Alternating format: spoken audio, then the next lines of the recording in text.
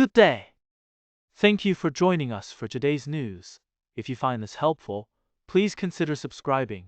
We're here every day with calm, clear updates just for you. In a surprising move, Dame Lisa Carrington is set to return to international competition just 18 days before the Canoe Sprint World Championships in Milan. The 8-time Olympic champion will step in to replace injured teammate Olivia Brett in the women's K4 team in a difficult spot. Despite not competing in the first 2 World Cups this season, Carrington has remained in full-time training and is in racer-ready form. Her experience and leadership will be crucial as the team aims for gold at the Overhaul regatta. Carrington's return highlights her deep commitment to the sport and her teammates, showing once again why she's considered one of the greatest in the world of kayaking. A serious crash has occurred in Clive, leaving 5 people injured.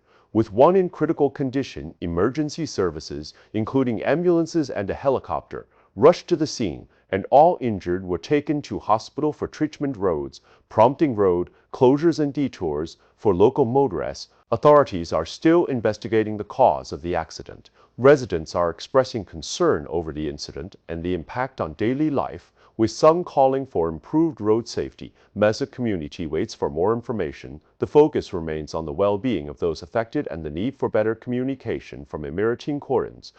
New Zealand's government has proposed major changes to its conservation laws, aiming to streamline the process for businesses to operate on protected land. However, environmental groups like Forest and Bird are pushing back, warning that the reforms could shift the focus from conservation to commercials of high tiers of conservation.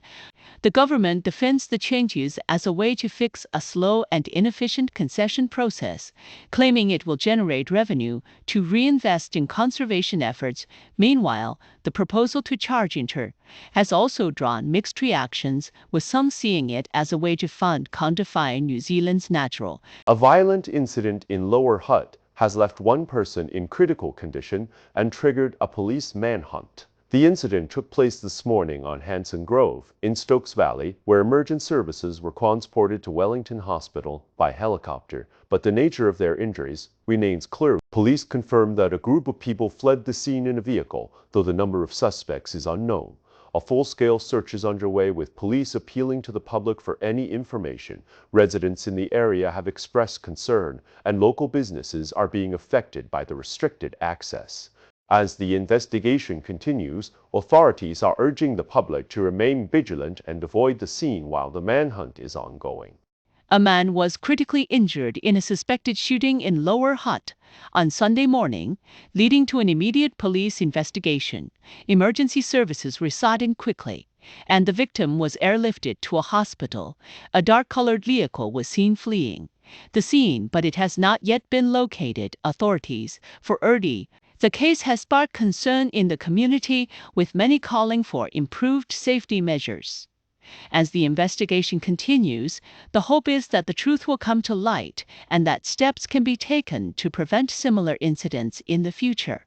Greyhound racing in New Zealand has ended its 2024-25 season with a tragic record: 17 dogs killed and over 800 injured. This marks the deadliest year for greyhounds since 2021, with the final fatality being Opawa Justin, who won a race before suffering a fatal injury.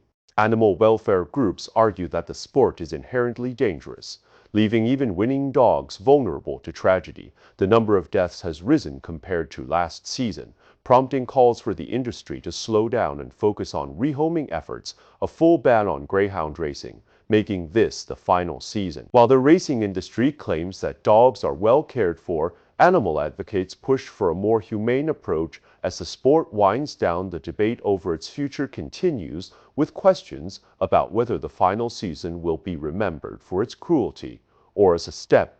In a major breakthrough, police in Auckland have arrested a 51-year-old man suspected of committing over 50 burglaries and stealing more than $2 million in property. The arrest came after months of investigation, with police intercepting the suspect during an alleged burglary, and he has been charged with 7 counts of burglary. Authorities are hopeful that some of the stolen items can be recovered and returned to their owners. This case This is the ongoing challenge of residential burglary in the region and marks a significant victory for law enforcement. A man is in custody after a shooting in Lower Hutt left another man critically injured. The incident happened early Sunday morning in Stokes Valley Emergency Service. The victim, a 39-year-old, was taken to hospital in a serious condition. Police have since carried out search warrants and are asking for public help. They're especially looking for CCTV footage or dashcam recordings from nearby areas. A dark-colored vehicle was seen fleeing the scene, but it hasn't been found yet. Authorities are urging anyone with information to come forward. This is a major case, and police are working hard to uncover the full story. The Territory Trust Board is disappointed after the top district council decided to delay the discussion of a joint water management agreement until the next local government elections. The agreement intended to protect Lake Top and the Upper Waikato River has been a focus of collaboration between the council and the iwi.